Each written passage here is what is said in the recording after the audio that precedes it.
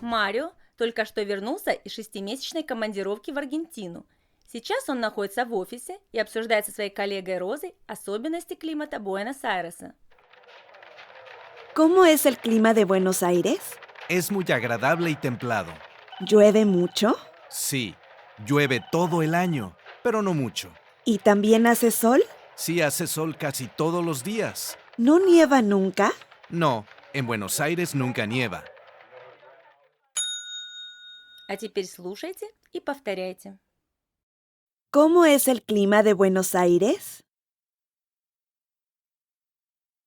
Es muy agradable y templado. ¿Llueve mucho? Sí, llueve todo el año, pero no mucho.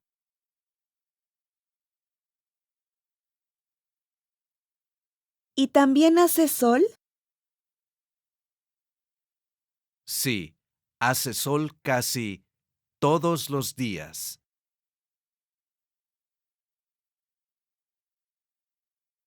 ¿No nieva nunca? No, en Buenos Aires nunca nieva.